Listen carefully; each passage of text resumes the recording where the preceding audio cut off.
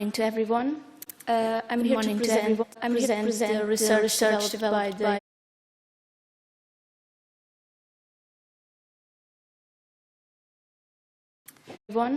I'm here to present the research developed by the Medical Imaging and Radiotherapy Department of Health School of the University of Algarve. It's entitled Exposure Index in Digital Radiology.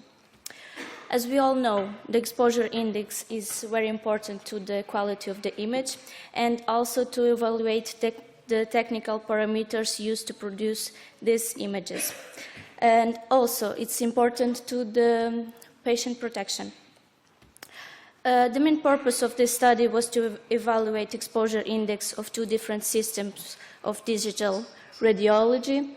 In this case, we had two equipments, Kodak and Fujifilm, and compare it with the manufacturer standard and verify the image exposure conditions and also image quality.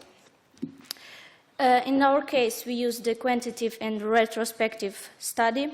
We analyzed 800 radiograms, 400 of each system, and we divided in 4 anatomical regions: chest, spine, abdomen, and extremities.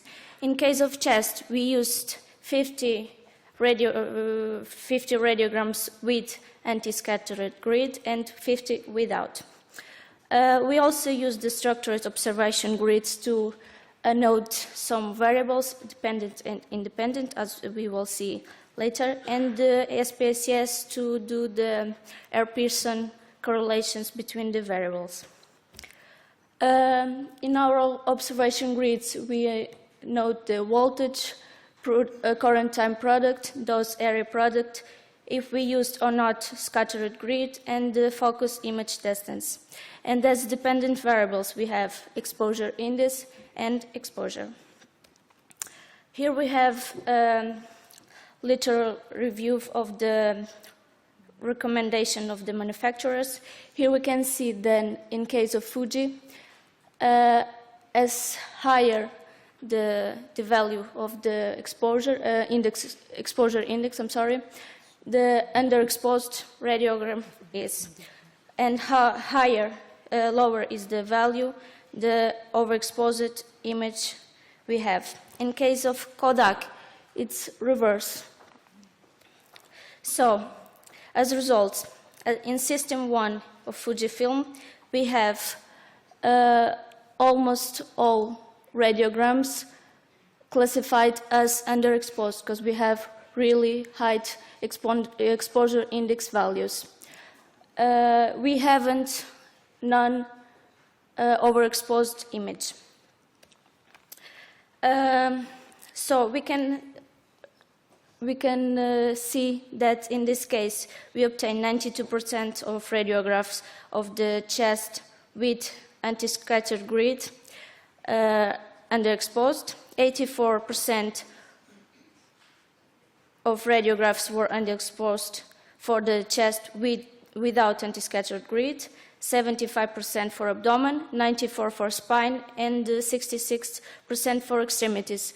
Really low value of the radiograms was in manufacturer standards interval for good image quality.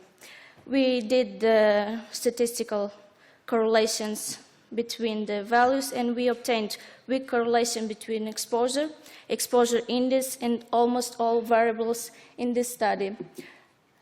And we had no correlation between exposure, exposure index, and the use of anti-scattered grid. In case of system 2, we had some cases of overexposed radiograms. In case of chest with no grid and extremities, we justified with use of manual parameters because in our hospitals, in case of this examination, we don't use automatic exposure. In other cases, we do use the automatic exposure on the chest, abdomen, and spine. We can also see high values of underexposed images. In this case, we obtained moderate significance between exposure, exposure index, and the voltage. Same results were verified between exposure, exposure index, and use of anti-scattered grid, weak correlation between exposure, exposure index, and focus image distance, and non-correlation between exposure, exposure, and current time product. So in conclusion, we observed that most radiographs produced in these two CR departments were considered underexposed, according to the manufacturer's recommendation. However, according to our radiologists, they presented high image quality and they could see any information that they need to do the diagnostic. We also conclude that exposure index is an important tool to patient radio protection, and since they are easily accessible values and represent estimate of the patient exposure in order to avoid overexposure and attempt to a LARA principle. Thank you.